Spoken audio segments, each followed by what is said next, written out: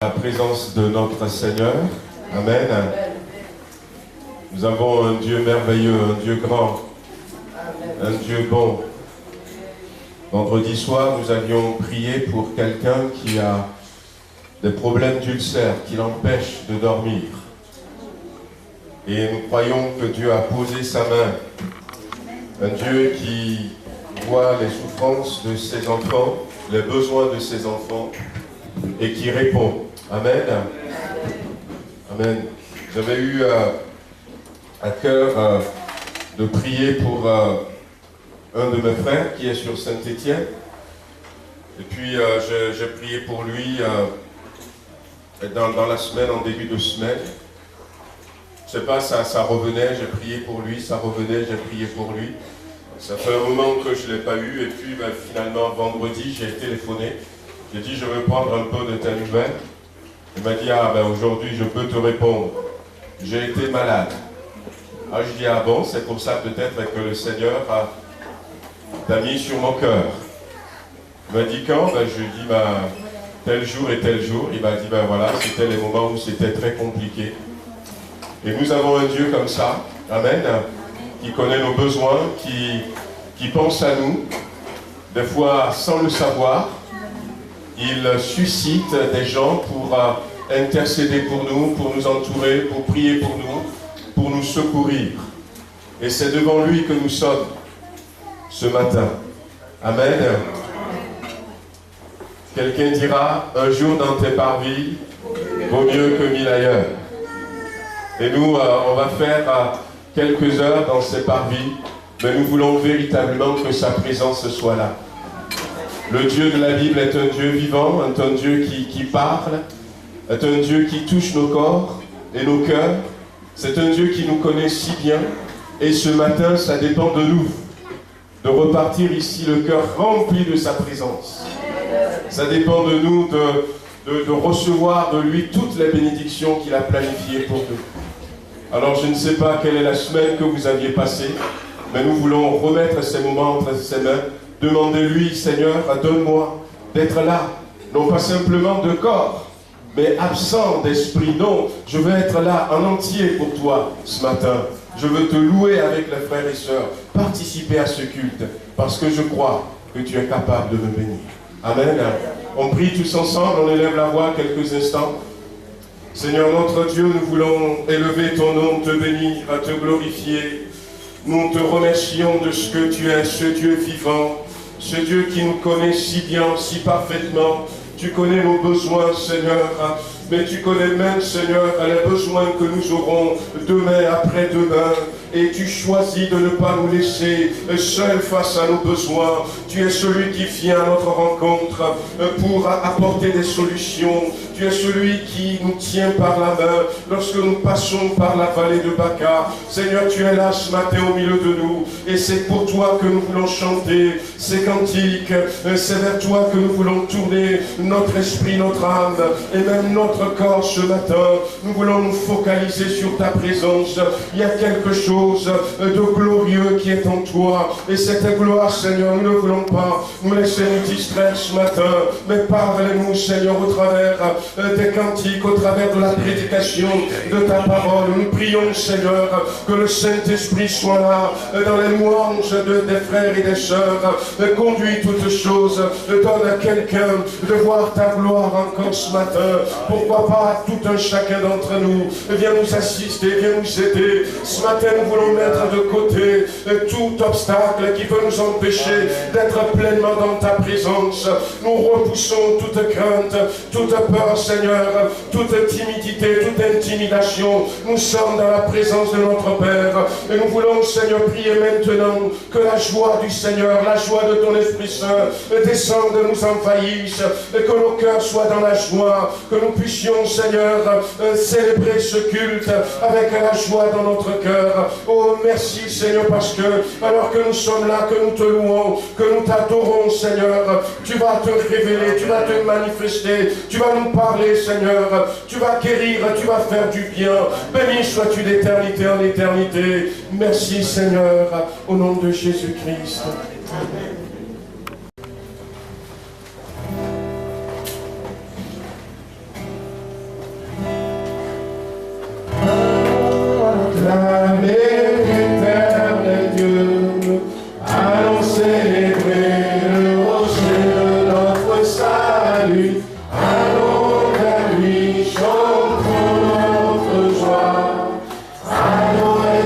exalter son nom. Allons acclamer l'éternel Dieu. Allons célébrer le rocher de notre salut. Allons vers lui, chantons notre joie. Allons exalter son nom. Car l'éternel est notre Dieu, au-dessus de tous les dieux. Car l'éternel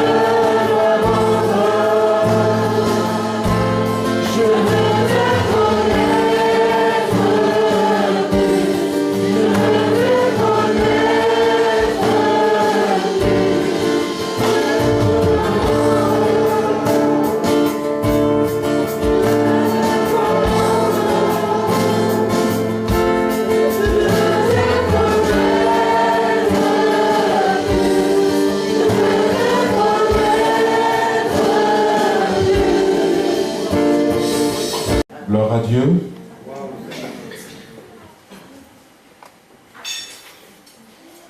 Que le Seigneur continue de nous parler, de nous préparer. Nous disions souvent que ce n'est pas simplement pour cette vie.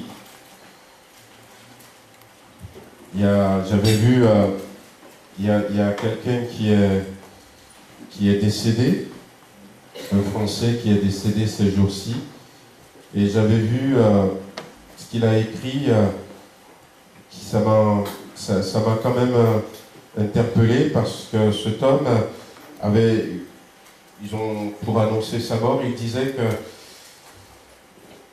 le pire n'est pas de partir, mais de laisser derrière soi ce que l'on aime le plus. Alors c'est un chanteur qui est décédé ces jours-ci. Et quand j'avais vu cette phrase, le pire n'est pas de partir, mais de laisser derrière soi ce que l'on aime le plus, je me disais que pour le vrai chrétien, c'est tout le contraire. Nous ne laissons pas derrière nous ce que nous aimons le plus. Parce que ce que nous aimons le plus, c'est devant nous.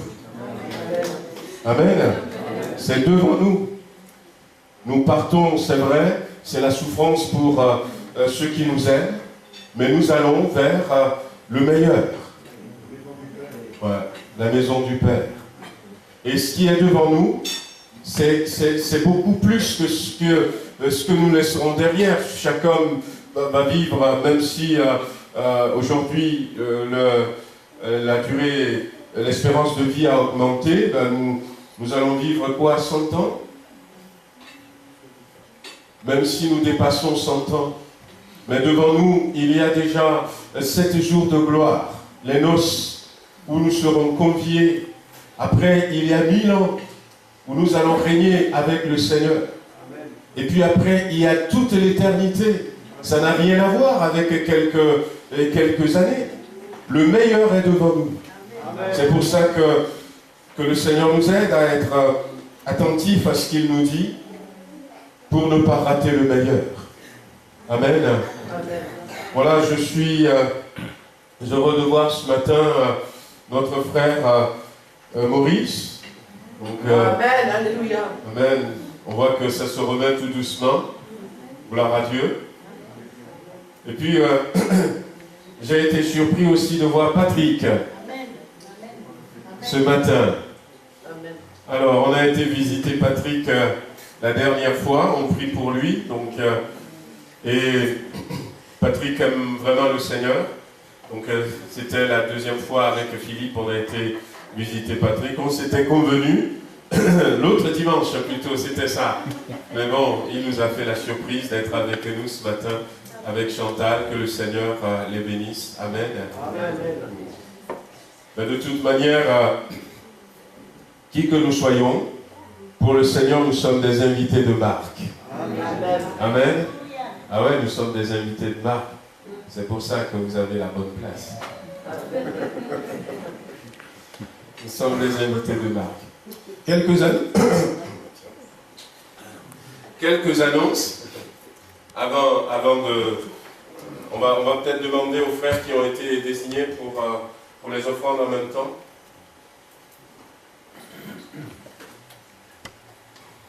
Voilà les annonces qui vont passer. Nous sommes aujourd'hui le 3e dimanche du mois, le 17. Donc de 2h à 4h, nous allons nous retrouver pour continuer sur le retour de Jésus. Voilà. On fait quelques études un peu plus approfondies sur ces choses. On pose des questions, c'est des débats. Donc on va se retrouver tout à l'heure à 14h à 16h. Après le dimanche prochain, c'est notre assemblée générale ordinaire. Donc la GEF avec l'église ensuite. J'avais fait afficher une liste pour que ça soit vérifié, mais j'avais oublié de le dire. Pour rajouter ceux qu'on a dû oublier, tout ça.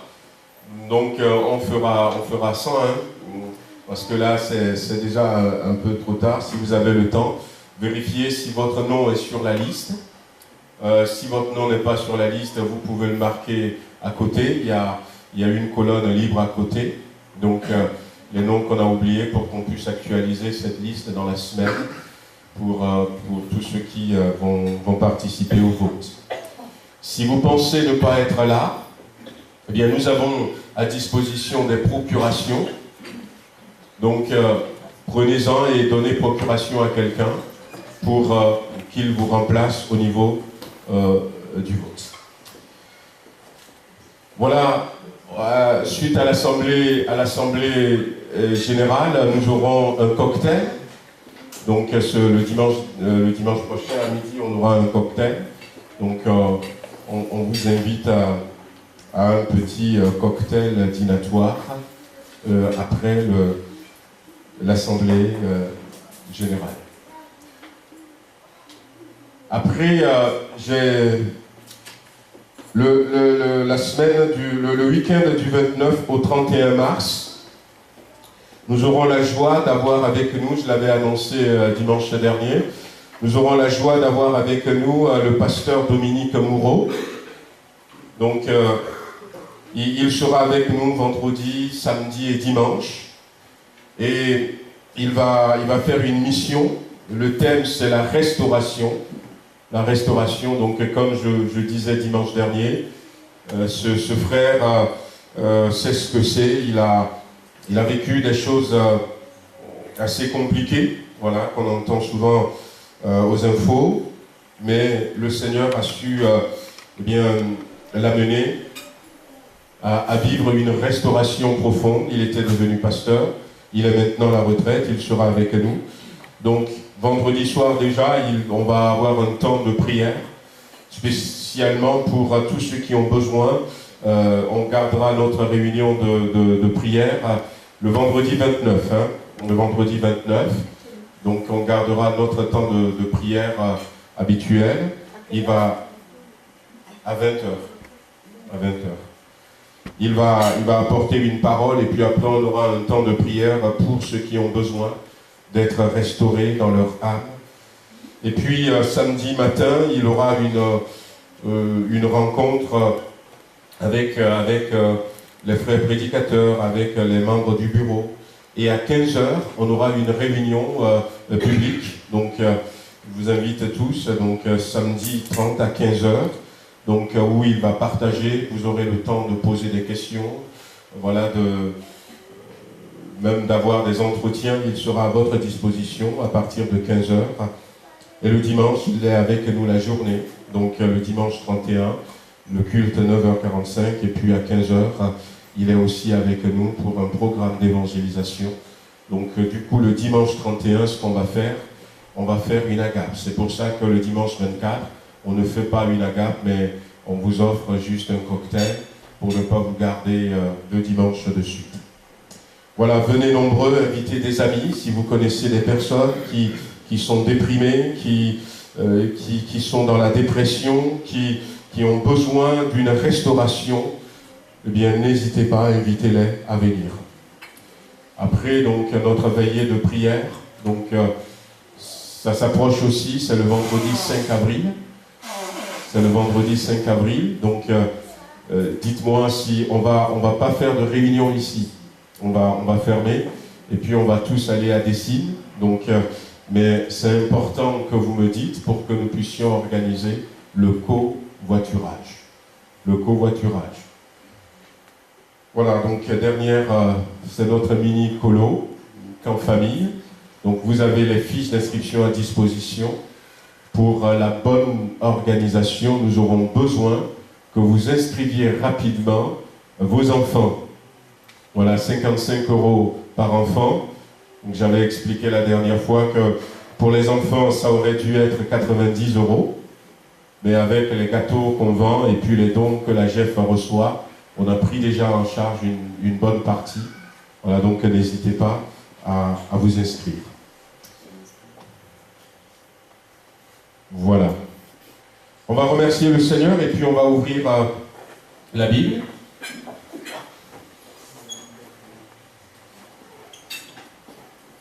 On va prier. Je cherche quelqu'un. Je vais demander à Mylène si elle veut bien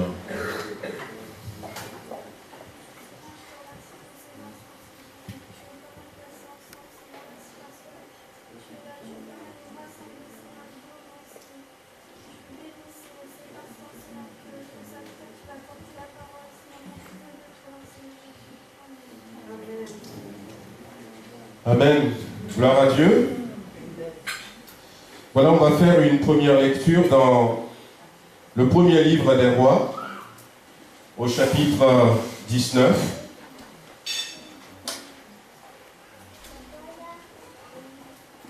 On va lire à partir du verset 1er. 1 Roi, chapitre 19. Vous connaissez ce passage, il s'agit de Élie. Il est marqué: Akab rapporta à Jézabel tout ce qu'avait fait Élie, et comment il avait tué par l'épée tous les prophètes. Jézabel envoya un messager à Élie pour lui dire que les dieux me traitent dans toute leur rigueur, si demain à cette heure je ne fais de ta vie ce que tu as fait de la vie de chacun d'eux. Élie, voyant cela, se leva et s'en alla pour sauver sa vie. Il arriva à Beersheba, qui appartient à Juda, et il y laissa son serviteur. Pour lui, il alla dans le désert, où après une journée de marche, il s'assit sous un genêt et demanda la mort, en disant: c'est assez, maintenant, Éternel, prends mon âme, car je ne suis pas meilleur que mes pères. Il se coucha et s'endormit sous un jet. Donc, pour ceux qui se rappellent de cette histoire, Élie était le prophète de Dieu, un prophète extraordinaire, qui un jour va être appelé par Dieu pour remettre le peuple d'Israël sur le bon chemin. Il va s'adresser au peuple et va leur dire: jusque à quand vous allez être partagés en deux? Si c'est l'Éternel qui est Dieu, suivez-le. Et si c'est Baal qui est Dieu, suivez-le. Parce que de son temps, eh bien, la reine Jézabel avait introduit l'adoration de divinités qui ne sont pas Dieu en Israël. Et ces divinités ont séduit une bonne partie de la population, et ils faisaient les deux. Ils adoraient Dieu et en même temps, ils adoraient ces divinités.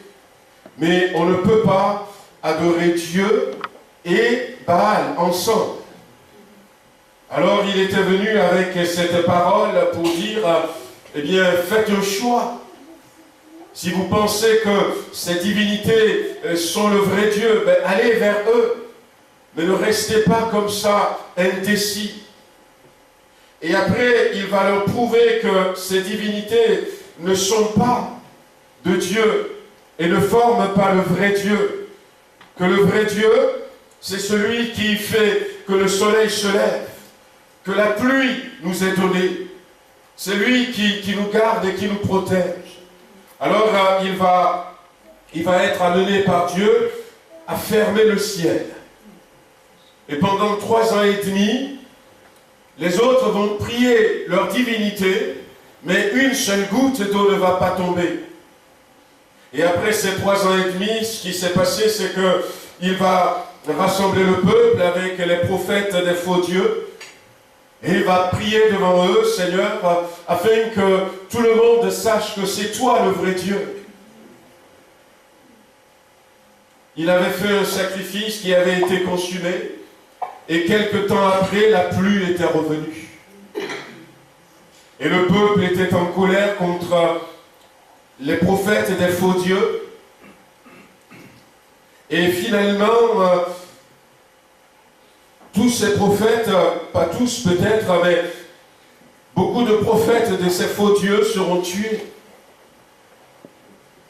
Et comme quelque part Jézabel, la reine mère, est celle qui a introduit ces faux dieux en Israël, et comme elle savait que quelque part c'est Élie qui était la raison de la mort de ces faux prophètes, la Bible nous dit que Jézabel envoya un message à Élie pour lui dire que les dieux, que les faux dieux me traitent dans toute leur rigueur, si demain à cette heure je ne fais de ta vie ce que tu as fait de la vie de chacun d'eux. Autrement dit, si demain à 7 heures je ne te tue. Élie, voyant cela, se leva et puis il va partir pour sauver sa vie, la Bible nous dit. Arrivé à un endroit, il laisse son serviteur, mais on va retrouver Élie après une journée de marche dans le désert. Il va s'asseoir sur un genêt et il va demander la mort. C'est assez, la Bible nous dit. Prends mon âme. On va retrouver Élie dans une situation de découragement profond. Élie va connaître ce que peut-être certains vivent maintenant. Il était dans un découragement, il était dans une déprime, il était à ce moment-là, eh bien, plus bas que terre. Dieu avait réservé à Élie d'autres surprises parce que cet homme, finalement, quand son heure était arrivée pour partir de cette terre et aller vers l'éternité, va partir dans un char de feu que Dieu va lui envoyer aux yeux de tout le monde. Il est parti comme ça dans la gloire. Et puis, beaucoup plus tard, lorsque Jésus était sur cette montagne, le mont Tabor, voilà Élie et Moïse qui viennent lui parler. Élie était un grand prophète aux yeux de Dieu.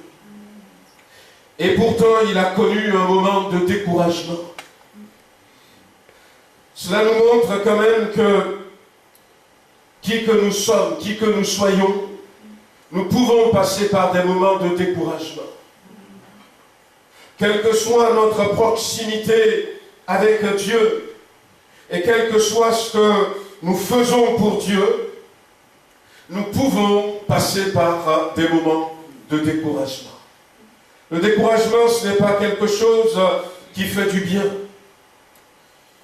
La Bible dit dans le livre des Lamentations, au chapitre 3, je vais vous lire un peu ce que Élie a vécu à ce moment-là, ce que le découragement peut faire dans une âme, dans un esprit. Et l'auteur dit, je suis rassasié d'amertume. Il m'a enivré d'absinthe. Il a brisé mes dents avec des cailloux. Il m'a couvert de cendre. Tu m'as enlevé la paix. Je ne connais plus le bonheur. Ma force est perdue. Je n'ai plus d'espérance en l'Éternel. J'ai de la détresse et j'ai de la misère. Et mon âme est abattue au-dedans de moi quand elle pense à tout cela. David, à un moment donné, dira, je suis sans force, entièrement brisé. Le trouble de mon cœur m'arrache des gémissements.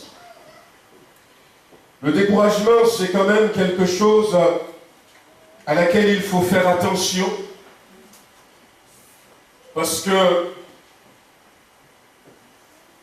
même David va passer par là, à un moment donné. Je suis sans force, entièrement brisé. Celui qui est entouré de vaillants guerriers, et qui, avec ses hommes, vont tuer les géants, qui n'a pas craint Saül, mais qui a un cœur tellement bon que même il n'a pas voulu se venger sur Saül. Celui qui, sans cesse, va se tourner vers Dieu, va consulter Dieu. Il y a eu un moment donné dans sa vie où, finalement, il va se retrouver sans force, où il va être entièrement brisé. Les troubles de mon cœur m'arrachent des gémissements. Esdras, chapitre 4, verset 4, dit « Alors les gens du pays découragèrent le peuple de Juda. Ils l'intimidèrent pour l'empêcher de bâtir. Et ils gagnèrent à prix d'argent des conseillers pour faire échouer leur entreprise. Et il en fut ainsi pendant toute la vie de Cyrus, roi de Perse. » Le découragement, non seulement nous enlève notre force intérieure. Mais le découragement nous enlève également notre force physique. Les gens du pays découragèrent le peuple et ils n'ont pas pu bâtir le temple. Ce qui devrait se faire en l'espace d'une année va prendre de dizaines d'années avant d'être achevé. Le découragement, eh bien, nous empêche de travailler, d'être efficace dans ce que nous faisons. La volonté de Dieu a toujours été d'encourager, de consoler son Église. Nous avions dit la dernière fois, pour ceux qui étaient là, dans le livre d'Ésaïe, chapitre 40, il est marqué « Consolez, consolez mon peuple », dit l'Éternel, votre Dieu. Le Messie qu'il va envoyer s'appelle aussi le Consolateur. Et lorsque Jésus va partir de la terre, il va dire « Je vous enverrai un autre Consolateur » que nous avons en permanence avec nous, parce que Dieu désire consoler son peuple et l'encourager. Je vous ai dit ces choses afin que vous ayez la paix en moi. Vous aurez des tribulations dans le monde, mais prenez courage. J'ai vaincu le monde. J'ai vaincu le monde. Ce matin, j'aimerais que nous puissions nous intéresser un peu à ce fléau qu'est le découragement. Voir quelques facteurs. Ce qui peut causer le découragement. Alors, j'ai marqué 2 facteurs principaux, des facteurs qui peuvent venir qui sont liés à notre vie intime, des facteurs qui sont liés à la vie du chrétien, et puis des facteurs qui viennent de l'extérieur.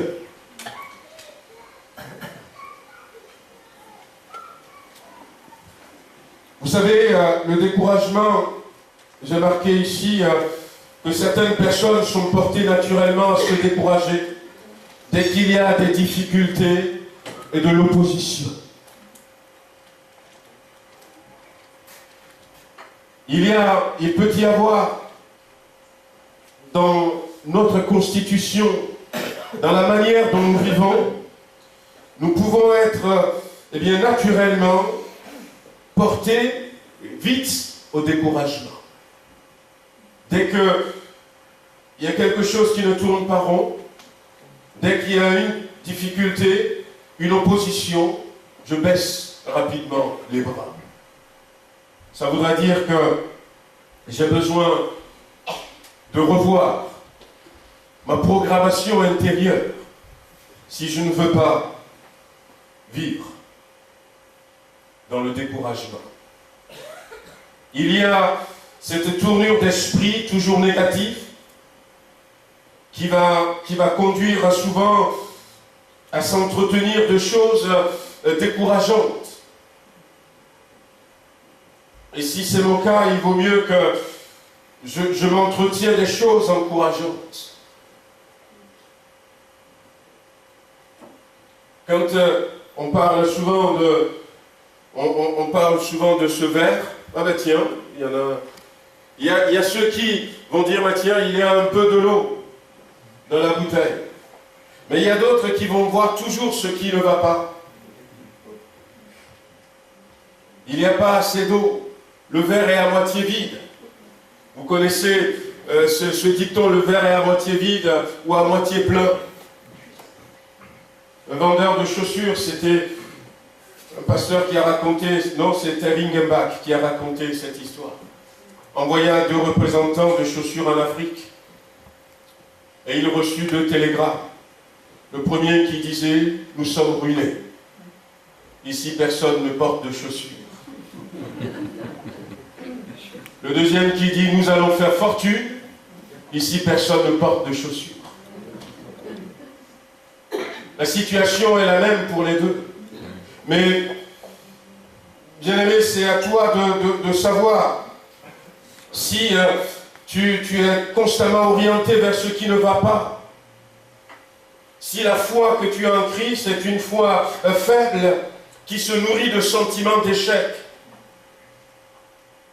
alors ce matin tu pourrais dire, Seigneur, change-moi, donne-moi un autre regard, un autre regard. Je connais l'histoire d'une personne qui s'occupe des personnes âgées, comme il y en a un peu partout.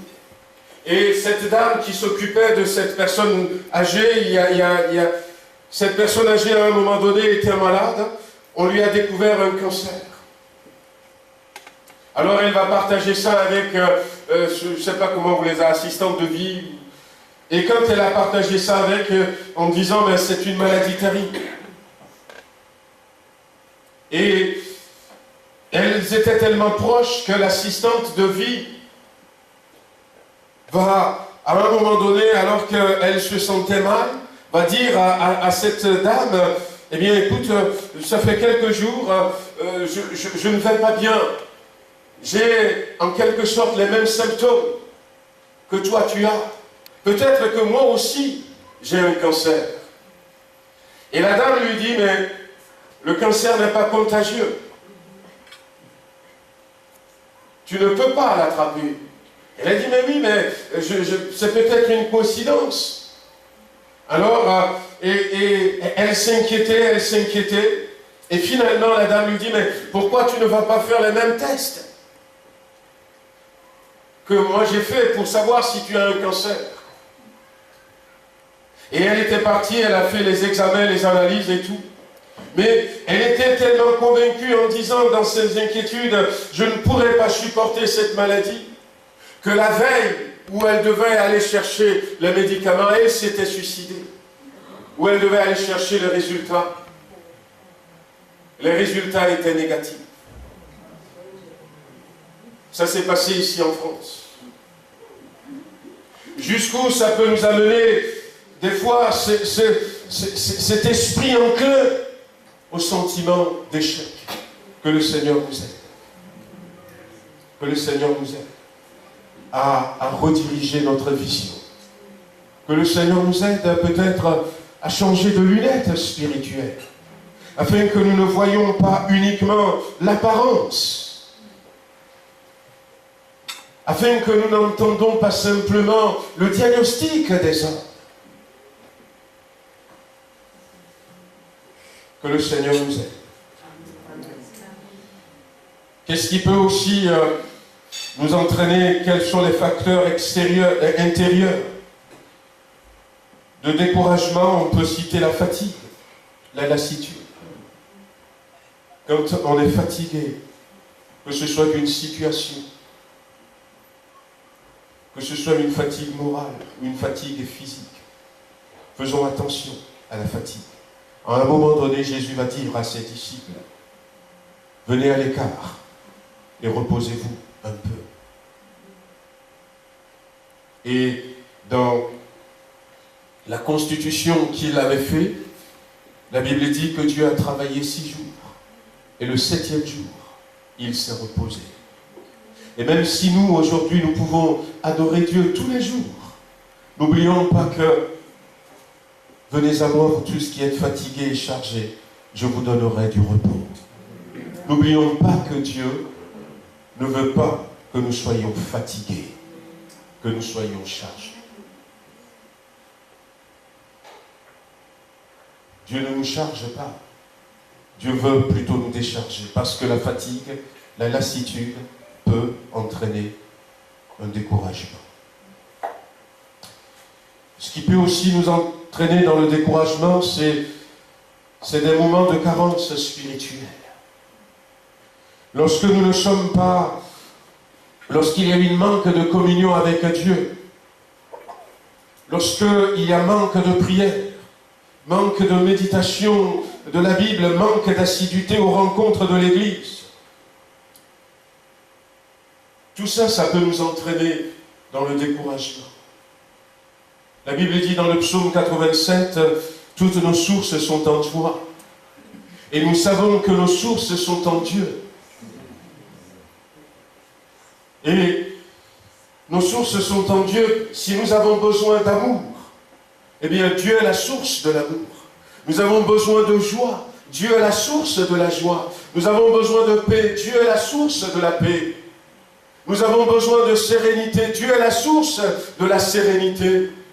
Nous avons besoin de bonheur. Dieu est la source du bonheur. Toutes nos sources sont en lui.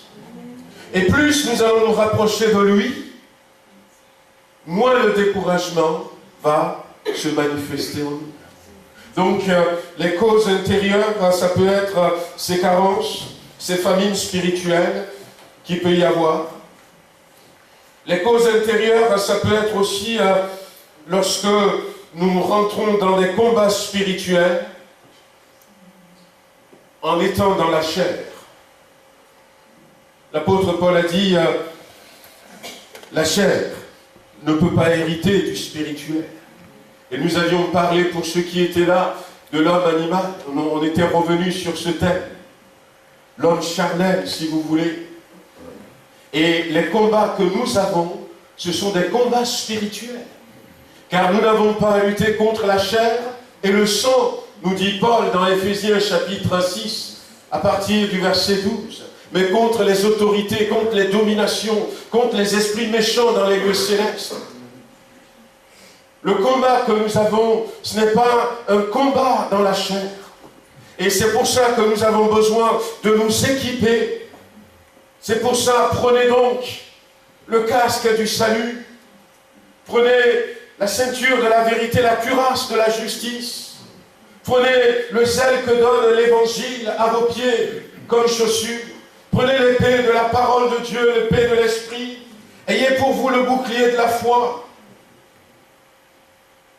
Si David avait vaincu Goliath, ce n'est pas à cause d'une arme beaucoup plus efficace.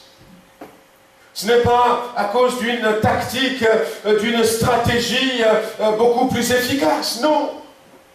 Ceux qui avaient la stratégie, ceux qui avaient les tactiques, ceux qui étaient entraînés, étaient restés derrière. Ils avaient peur de Goliath. Lorsque nous luttons par rapport à une situation, il y a ces situations. Situations où peut-être nous voulons voir se convertir un bien-aimé. Nous voulons que des choses changent. Peut-être dans ma vie, dans mon foyer, dans ma famille, dans l'église. Mais lorsque nous luttons pour ces choses et en restant simplement dans la chair, à un moment donné, eh bien, la fatigue et le découragement. Et puis, j'avais marqué aussi la méfiance chronique à l'égard des autres. Lorsque nous sommes très méfiants, eh bien, nous ne sommes pas loin du découragement.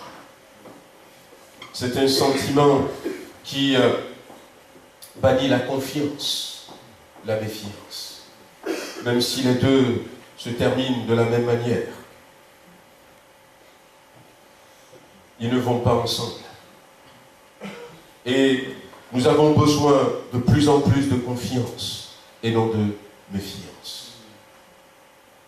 L'ennemi va jouer avec ça pour nous entraîner dans le découragement, dans la déprime. Alors, ce sont des causes qui sont liées à nous-mêmes, mais il y a des causes qui viennent de l'extérieur. Dans Josué chapitre 2, Rahab disait aux deux espions, « Nous l'avons appris et nous avons perdu courage. Et tous nos esprits sont abattus à votre aspect. Car l'Éternel, votre Dieu, qui est le Dieu en haut dans les cieux, l'Éternel, votre Dieu, est Dieu en haut dans les cieux et en bas sur la terre. » Elle racontait à ces deux espions ce qu'ils ont entendu. Nous avions entendu comment Dieu a séparé la mer Rouge devant vous. Comment vous aviez tué le roi de Moab et le roi de Basan. Et elle va dire, eh bien, nous l'avons appris et nous avons perdu courage. Qu'est-ce qui peut venir de l'extérieur et nous décourager? C'est certaines nouvelles. Il y a des nouvelles qui sont décourageantes, qui sont comme des flèches. Et la Bible dit que prenez le bouclier de la foi pour éteindre les traits enflammés de l'ennemi. À l'époque où il prenait des flèches et puis il mettait un tissu au bout de la flèche avec de l'huile, et puis il mettait le feu et puis il tirait sur les habitations qui étaient en paille ou en chaume. Et c'est des traits enflammés et puis ça enflamme tout le monde. C'est juste une flèche, mais ça va enflammer toute la maison, toute la case, j'ai envie de dire. Et il y a des nouvelles qui sont comme ça, que si on ne les éteint pas rapidement, ça enflamme toute la maison. Nous l'avons appris et nous avons perdu courage. Ce qui peut nous décourager aussi de l'extérieur, ça peut être certaines défaites. La Bible nous parle toujours dans le livre de Juges de ces combattants qui étaient partis pour combattre Haï, une petite ville, et environ 36 hommes étaient morts.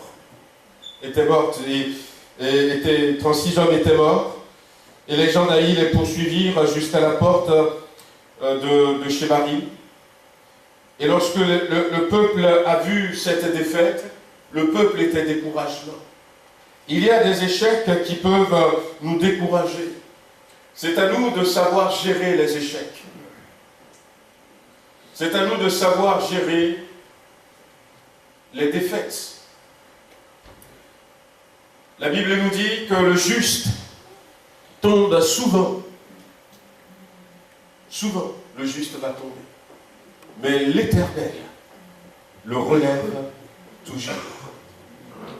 Toujours, Dieu nous relève. Lorsque nous sommes dans la défaite, soyez sûrs que Dieu, lui, va nous tendre les bras. Et nous devons être de ceux qui vont apprendre de nos défaites.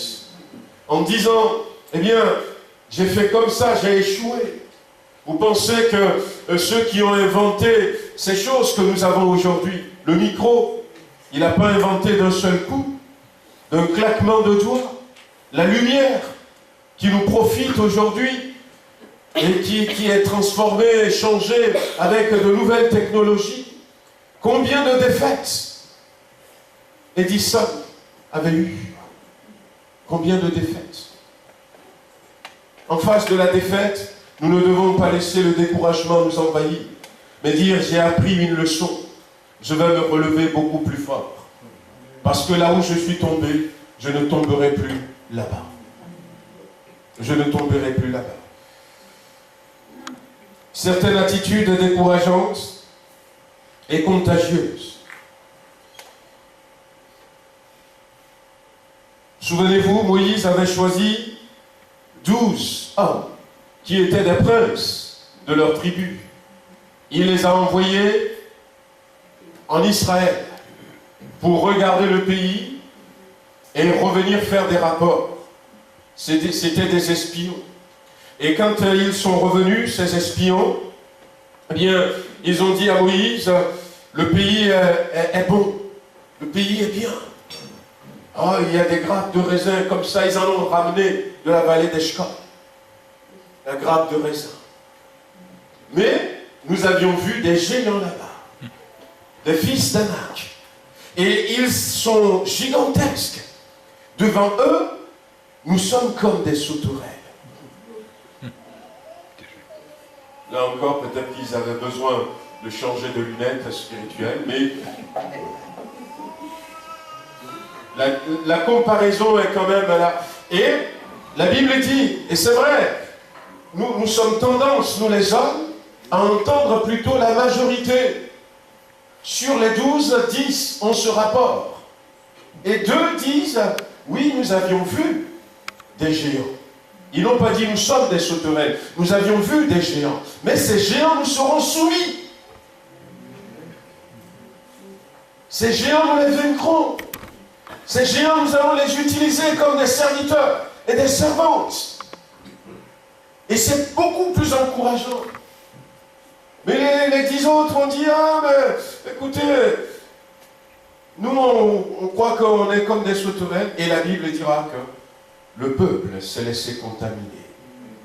par l'attitude des 10. Faisons attention déjà à la voix de la majorité, parce que la voix de la majorité peut ne pas être la voix de Dieu. Faisons attention à l'attitude de la majorité, mais nous-mêmes, prions que nous ne soyons pas de ceux qui vont avoir des attitudes qui vont entraîner les autres au découragement. Qui vont entraîner les autres au découragement. Ne soyons pas de ces gens-là. Soyons comme Barnabas, fils d'exhortation, Barnabas. Ce n'était pas son nom, c'était son surnom. Il était dans l'encouragement. Il était dans l'encouragement. Et grâce à Barnabas, cet homme qui est dans l'encouragement, eh bien, nous avons aujourd'hui l'apôtre Paul. Parce que Saul de Tarse, qui persécutait l'Église, qui approuvait le meurtre des chrétiens, et qui finalement va rencontrer Jésus, et va devenir chrétien, lorsqu'il est rentré dans l'Église, eh bien les chrétiens ont fait comme ça. Lui là, et il va dire, mais non, je suis sauvé. Mais il y a la rancœur, il y a la vengeance, et personne ne voulait de lui, même s'il est sauvé. Même s'il est sauvé. Personne ne veut de lui. Il a fait trop de mal. Et Barnabas, le fils d'exhortation, va aller et va prendre cet homme et va en faire l'apôtre Paul. Amen. Barnabas, à un moment donné, il va dire à son jeune neveu, Jean-Marc, viens avec nous. Le petit était fatigué déjà. Au bout de quelques kilomètres, il dit, non, je ne continue pas, c'est pas pour moi. Et puis, 1 an ou 2 ans plus tard, vous repartez, je viens avec vous. Et Paul a dit, non, on ne te prend pas. Et puis, finalement, Barnabas va dire à Paul, écoute, c'est bon, toi tu es déjà formé. Allez, je vais prendre avec moi Jean-Marc. Et il va prendre Jean-Marc. Et plus tard, c'est Paul qui dira, envoie-moi Marc, parce qu'il m'est utile pour le ministère. Et c'est lui le premier qui va écrire l'évangile. Le premier évangile qui a été écrit, c'est l'évangile de Marc, ou de Jean-Marc, si vous voulez. L'évangile de Marc. Et qui va dire, tilt, Matthieu va dire, écoute, moi aussi je peux écrire quelque chose, plutôt en direction. Et finalement Luc va dire, moi aussi. Heureusement qu'il y a des gens comme Barnabas, qui, quelle que soit la nouvelle, ne sont pas là pour envenimer la situation, mais pour dire, même si la situation est comme ça, avec notre Dieu, nous pourrons nous en sortir. Est-ce qu'il peut venir de l'extérieur aussi? Alors, c'est Jésus qui va poser cette question à ses 2 disciples sur le chemin d'Emmaüs. De quoi vous entretenez-vous en marchant pour que vous soyez si tristes? S'entretenir ensemble de choses qui n'édifient pas. Il y a des choses qui n'édifient pas. C'est, aujourd'hui, ça dépend. Mais l'apôtre Paul va écrire à Timothée et va lui dire, rappelle ces choses en conjurant devant Dieu. En conjurant devant Dieu. Rappelle ces choses en conjurant devant Dieu qu'on évite les disputes de mots qui ne servent qu'à la ruine de ceux qui écoutent. Des fois, nous sommes des spécialistes de rabâcher des choses qui ne n'édifient pas. Des choses qui nous détruisent nous-mêmes intérieurement. À quoi bon? À quoi bon? Dire des choses pour me détruire ou pour détruire l'autre. S'entretenir ensemble de choses qui n'édifient pas, eh bien, que le Seigneur nous aide. Repousse les discussions folles et inutiles, sachant qu'elles font naître des querelles. C'est encore une autre recommandation de Paul à Timothée. Les épreuves, si nous ne comprenons pas, peuvent aussi nous entraîner dans le découragement. Mais en face des épreuves, sachez que Dieu ne permettra pas. Surtout quand l'épreuve semble être interminable. Ou encore quand on a une accumulation de certaines épreuves. Ça peut nous amener à nous décourager. Mais sachez que Dieu a le regard sur nous. Celui qui nous a créés, qui a donné son Fils à la croix pour nous, ne permettra pas que nous soyons détruits par l'épreuve. Détruits par l'épreuve. Cette dame dont j'ai donné l'exemple, qui s'est suicidée un jour avant d'avoir le résultat de ses examens, ce n'est pas ce que Dieu aurait voulu pour elle. Et si seulement, pendant ce temps, elle connaissait Dieu, et qu'elle veut écouter Dieu, qu'est-ce que Dieu lui aurait dit? Dieu lui aurait dit, ne t'inquiète pas, mon enfant, tu n'as pas un cancer. Mais elle ne connaissait pas Dieu. Et elle ne s'était pas tournée vers Dieu. Mais ce qui est des fois à regretter, c'est que nous qui connaissons Dieu, nous faisons pareil. Nous n'écoutons pas ce que Dieu est en train de dire lorsque nous traversons l'épreuve. Parce que Dieu ne reste jamais dans le silence. Il dit toujours quelque chose. Il dit toujours quelque chose. Et qu'est-ce qu'il est en train de dire? Donc, en face à l'épreuve, écoutons notre Seigneur. Prenons sa parole. Nous pouvons l'ouvrir à un endroit et nous verrons que Dieu va nous parler et qu'il va nous assurer. Il y a des épreuves qu'il va permettre, peut-être. Et si c'est lui qui les permet, c'est pour nous amener quelque part. C'est pour nous purifier, peut-être. Enlever quelques scories qui sont encore là. Pour que nous soyons purs, éclatants. Si c'est lui qui le permet. Mais même si ce n'est pas lui qui le permet.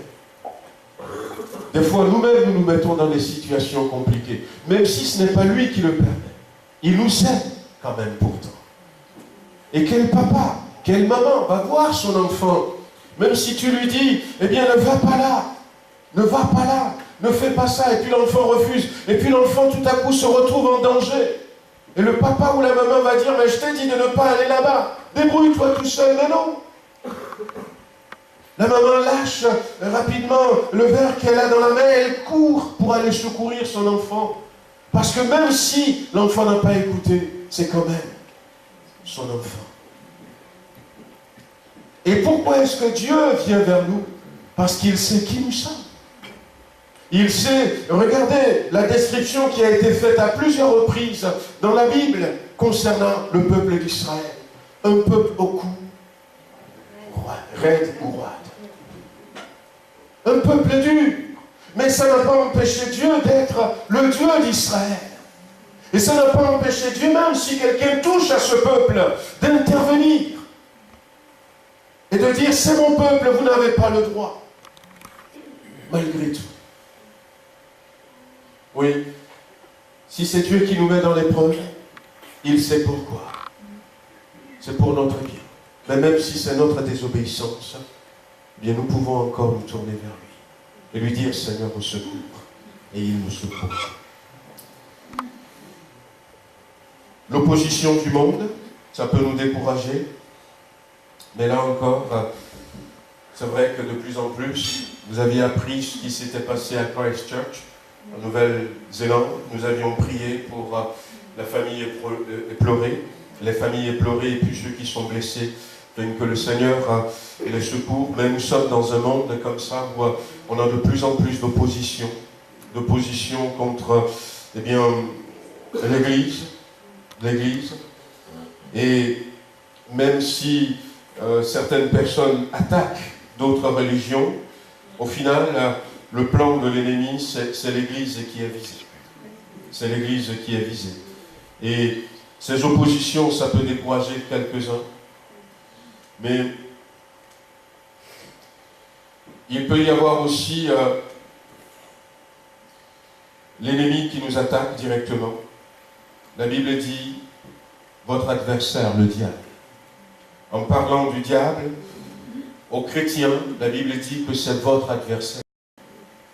Votre adversaire, le diable.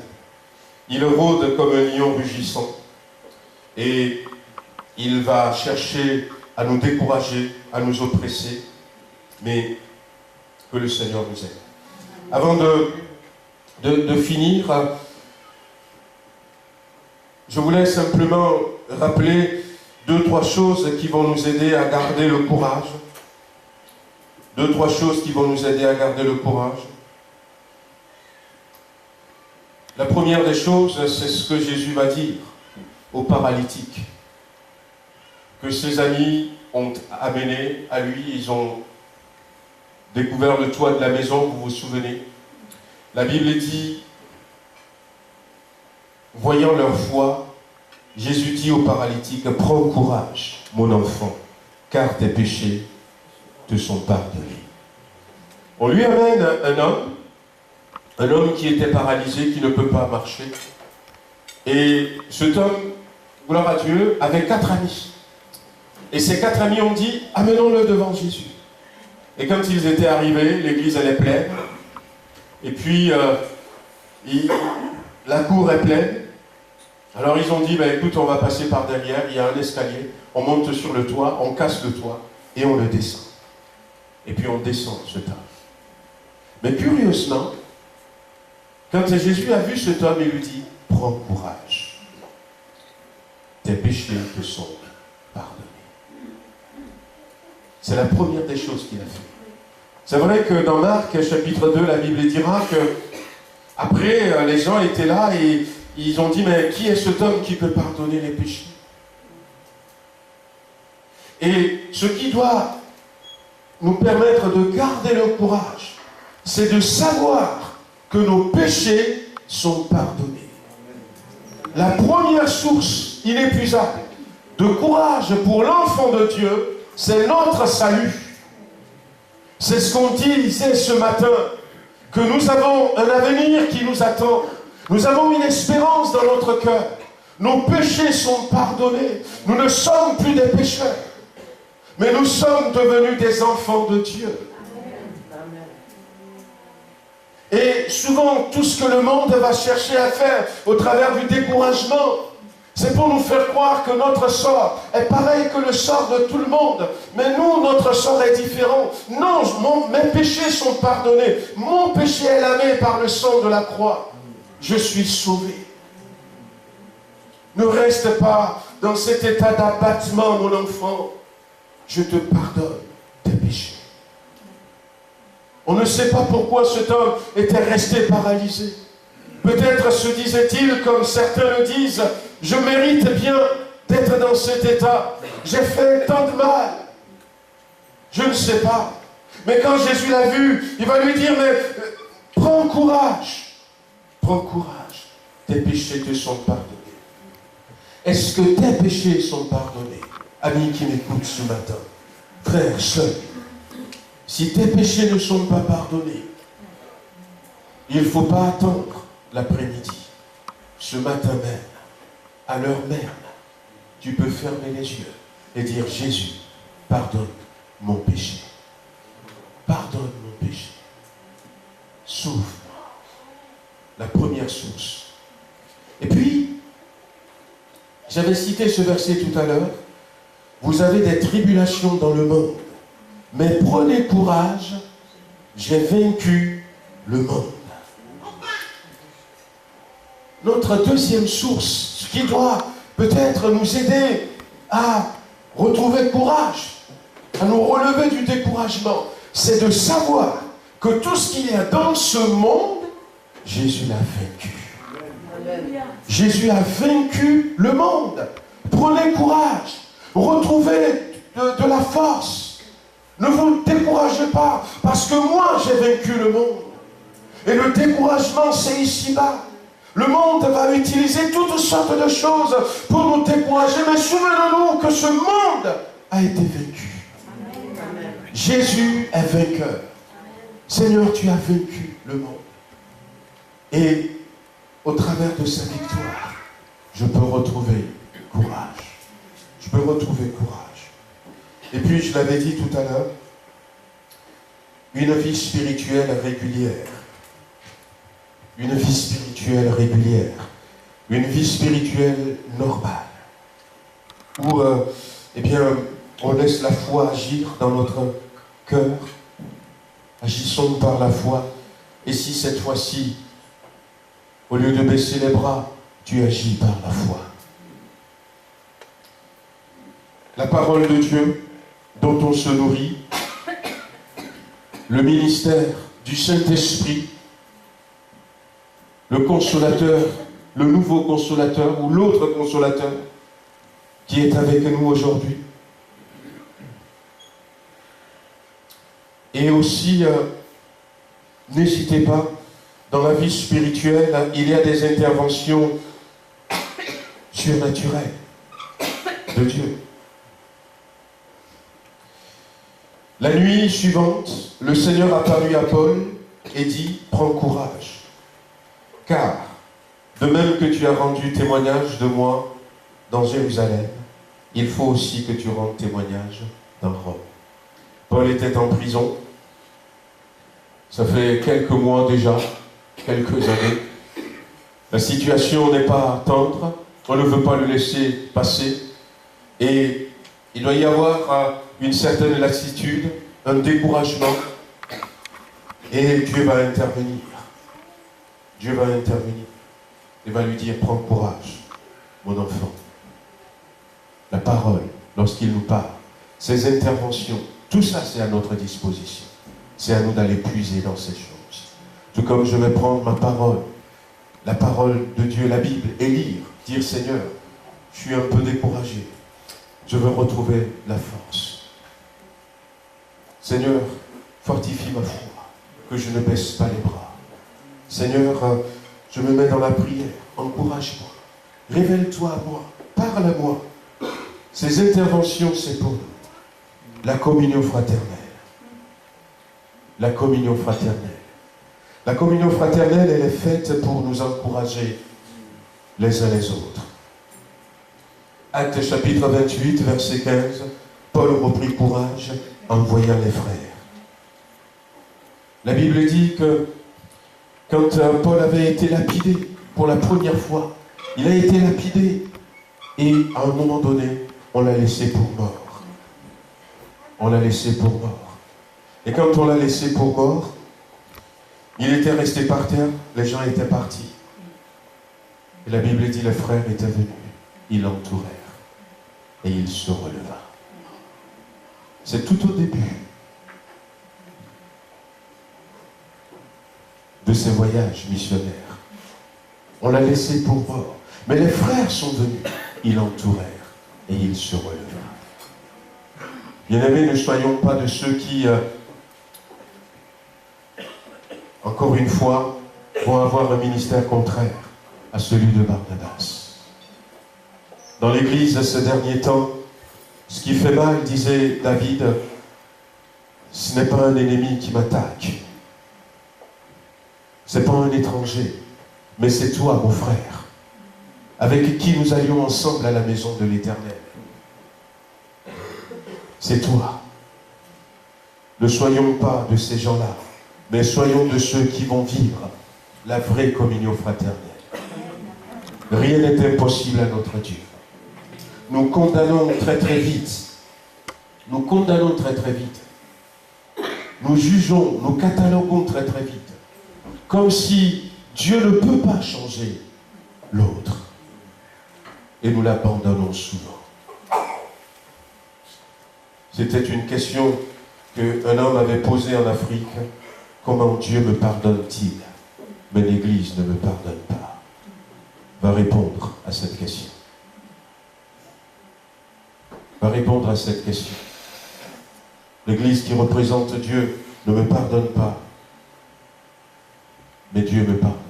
J'étais dans un entretien et puis il a dit, ben si, donc Dieu ne m'a pas pardonné. Non, non, si, Dieu t'a pardonné. Mais et pourquoi vous ne m'acceptez pas?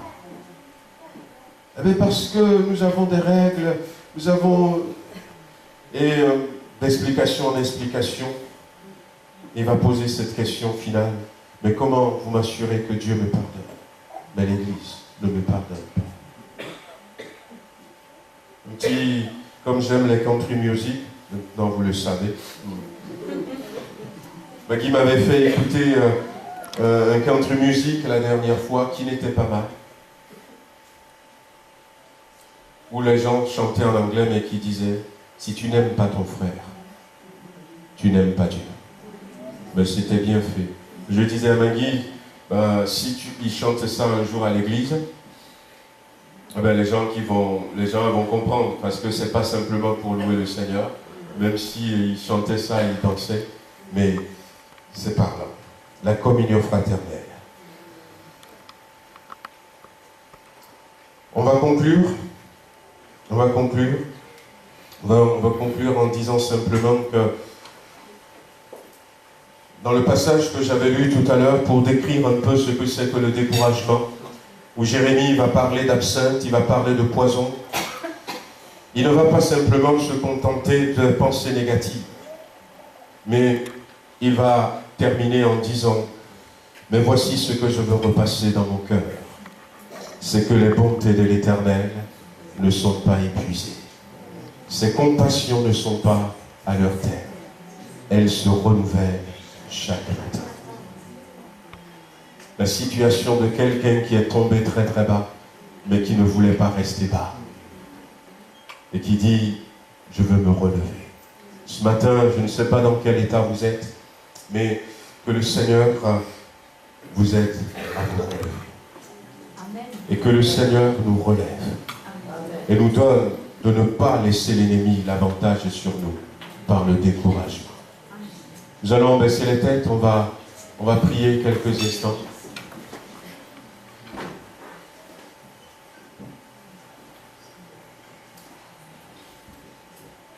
Seigneur notre Dieu, tu connais chaque cas. Tu connais chaque détail. Tu sais celui qui a besoin d'être encouragé ce matin. Il y avait des paroles qui sont sorties ce matin. Il y avait eu des choses peut-être que quelqu'un pourrait se dire « Je n'y arrive pas ». Mais que ça reste là. Que personne ne dit « Je n'y arriverai jamais ». Non. Parce qu'avec toi, nous pouvons changer les choses. Peut-être quelqu'un est malade. Et ça fait des années qu'il attend la guérison. Mais ne lui donne pas de dire « Je ne serai jamais guéri ». Il y a des situations que tu connais. Il y a peut-être des échecs qui sont là. Il y a les résultats que nous espérons que nous n'avons pas trouvés. Mais ce matin, nous voulons confesser que tu es le Dieu d'encouragement. Tu es le Dieu d'encouragement, Seigneur. Et je remets, Seigneur, chacun d'entre nous entre ta main. Je prie que tu poses ta main sur nos vies et que tu encourages celui qui est découragé. Non seulement que tu encourages, mais que tu fasses de nous des instruments d'encouragement. Sois béni, Seigneur, au nom de Jésus-Christ. Amen.